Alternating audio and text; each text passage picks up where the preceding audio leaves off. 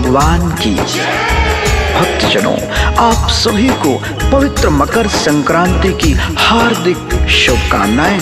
आज मैं आपके समक्ष मकर संक्रांति की पावन कथा का वर्णन करने जा रहा हूँ।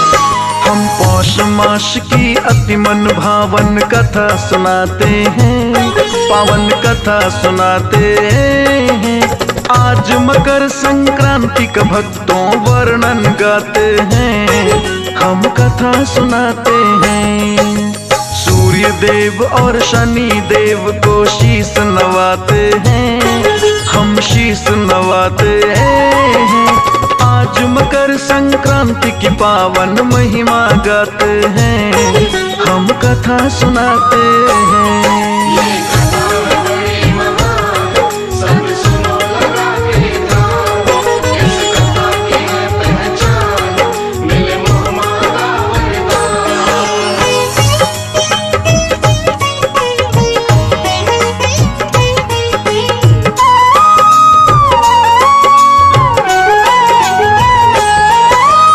सृष्टि के निर्माण के शिल्पकला के अधिष्ठाता श्री विश्वकर्मा भगवान को माना जाता है। उनकी पुत्री का नाम था संज्ञा, जो अत्यंत रूपवान थी और भगवान सूर्य से अति प्रेम करती थी। उनकी किरणों के सम्मुख खेला करती और नित ही उनको निहारती रहती थी।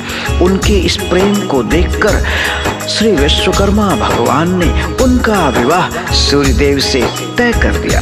कुछ समय आनंद पूर्वक व्यतीत हुआ, परंतु कुछ समय के बाद संज्ञा अपने पति के तेज को सहन न कर पा रही थी। लेकिन व्यवस्था यह भी थी कि करती तो क्या करती। संज्ञा पुत्री विश्वकर्मा का उज्ज्वल धवल स्वरूप, चंद्र के जैसे रूप दमकता लगता रूप अनूप। सूर्य देवता से संज्ञा का निश्चित हुआ विवाह। सूर्य देव और संज्ञा दोनों करते हैं निर्वाह। तीव्र उष्मा सूर्य देव की संज्ञा है अति कोमल। सूर्य की गर्मी से संज्ञा का बदन जले पल पल। पति सूर्य से संज्ञा कुछ भी कह नहीं पाती है। संज्ञा अपने मन की वेदना सहती जाती है। तीन संतान हुई उनकी बतलाते हैं, हम कथा सुनाते हैं। आज मकर संक्रांति की पावन महिमा गाते हैं, हम कथा सुनाते हैं।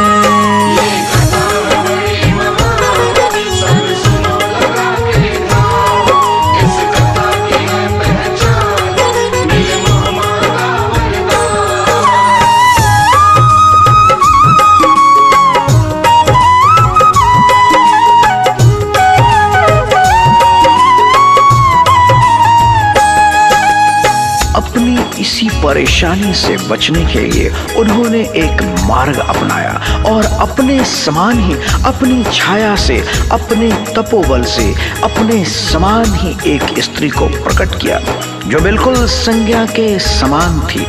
उसे देखकर एक क्षण को संज्ञा भी समझ न पाई कि हम दोनों में मूल कौन है। फिर क्या होता है, आइए कथा के माध्यम से जानते हैं। तेज सूर्य का संज्ञा देवी सहन न कर पाई। कैसे ताप से मिल छुटकारा समझ नहीं पाई। कैसे मिले कष्टों से मुक्ति संज्ञा करे विचार। अपने योग से अपने जैसा रूप किया तैयार। अपना ही प्रारूप सामने देख रही संज्ञा। हम दोनों में कौन हूँ मैं ये खोज रही संज्ञा। फिर अपने प्रारूप को संज्ञा सब समझाती है। सूर्य देव पर भेद खुले ना ये बतलाती है। संज्ञा का प्रारूप सूर्य भी समझ न पाते हैं, वो समझ न पाते हैं। आज मकर संक्रांति की पावन महिमा गाते हैं, हम कथा सुनाते हैं।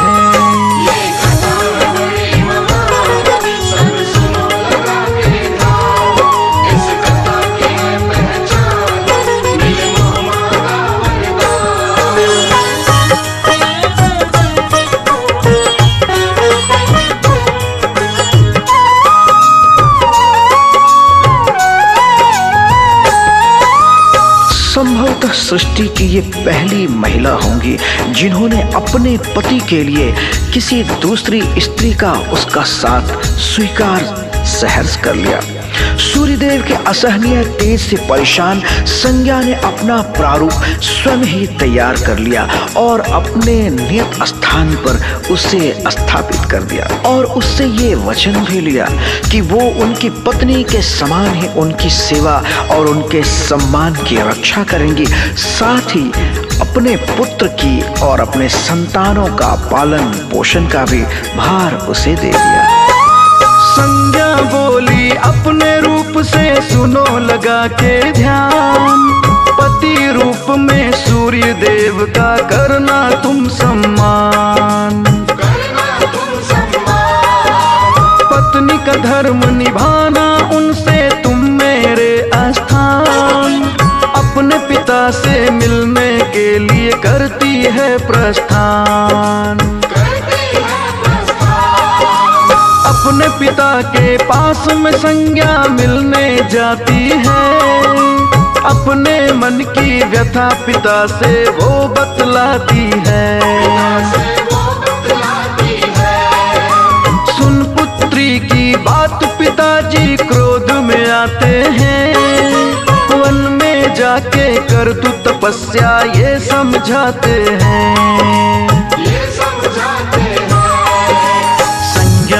संज्ञा के पिता मुंह फेर के जाते हैं, मुंह फेर के जाते हैं। आज मकर संक्रांति की पावन महिमा गाते हैं, हम कथा सुनाते हैं।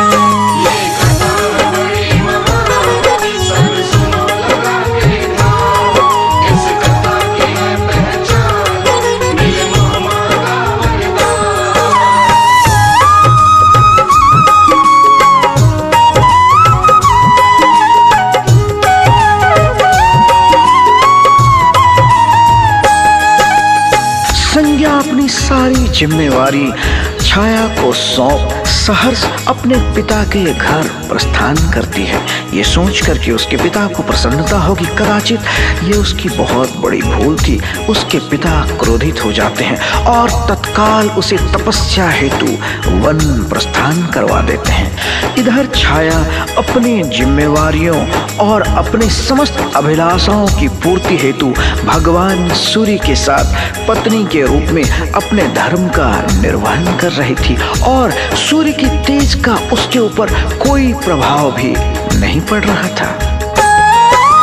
कठिन तपस्या करती है संज्ञा जंगल में जाकर, छाया छोड़ी पति पास में सब कुछ समझा कर। सूर्य देव से छाया को भी 3 हुई संतान, सोवर्णी मन और शनि देव तीनों बड़े महान। छाया माँ के गर्भ के अंदर शनि पड़ गए काले, सूर्य देव को बात यही पल पल चिंता में डाले। पुत्र हमारा काला कैसे समझ नहीं आता, संशय की है बात शनि को मैं नहीं अपनाता। सूर्य देव ना शनि देव को हाथ लगाते हैं, ना हाथ लगाते हैं। आज मकर संक्रांति की पावन कथा सुनाते हैं, हम महिमा गाते हैं।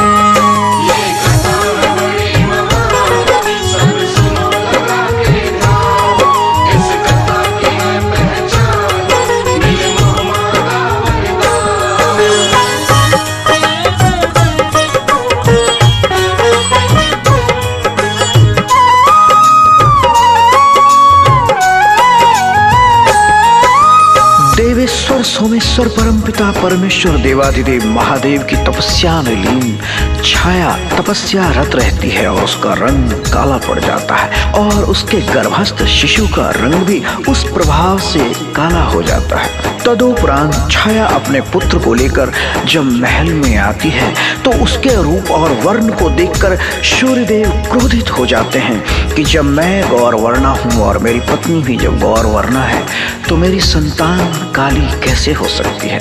इस कारण वो शनि को अपना पुत्र मानने से इनकार कर देते हैं और छाया पर कलंक की कालिमा लग जाती है।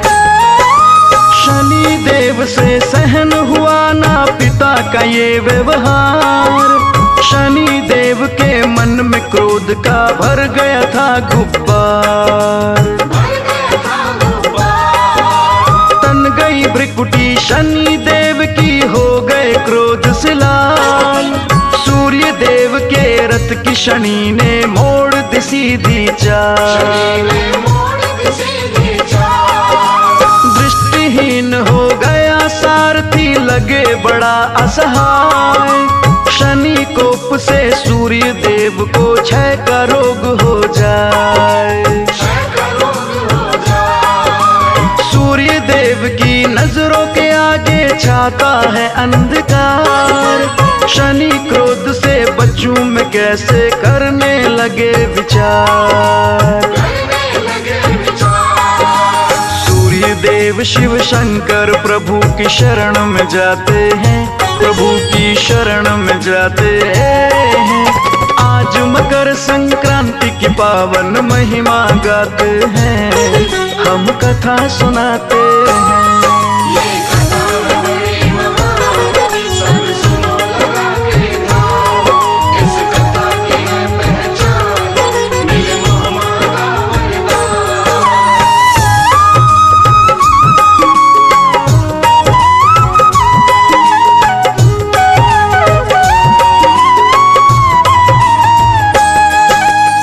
शनि वक्र दृष्टि से सूर्यदेव को देखते हैं। उनकी इस दृष्टि को देखने से तत्काल उनकी छाया काली होनी शुरू हो जाती है और उनके सारथी अरुण की आंखों के आगे अंधेरा छा जाता है और सूर्यदेव क्षय रोग से पीड़ित हो जाते हैं।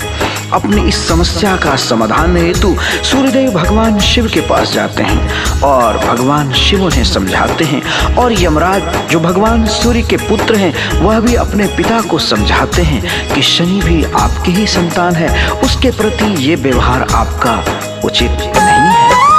सूर्य पुत्र यमराज शनि जी को समझाते हैं और पिता श्री सूर्य का वो क्षय रोग मिटाते हैं।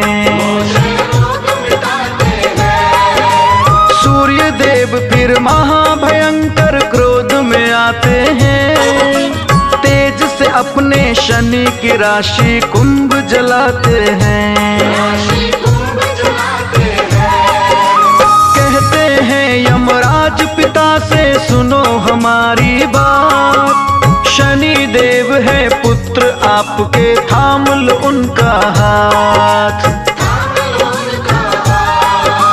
जली हुई राशि से थोड़े तिल मिल जाते हैं, उन्हीं तिलों से शनि देव जी सूर्य मनाते हैं।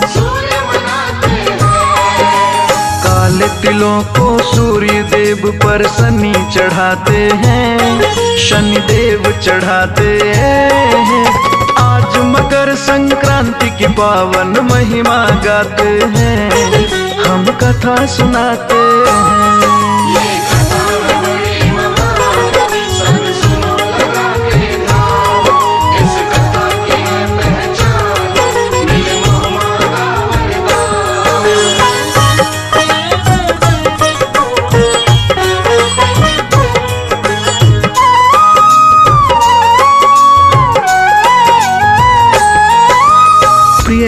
भक्तजनों, अब मैं आपको ये बताने जा रहा हूँ कि मकर संक्रांति का त्योहार क्यों मनाते हैं।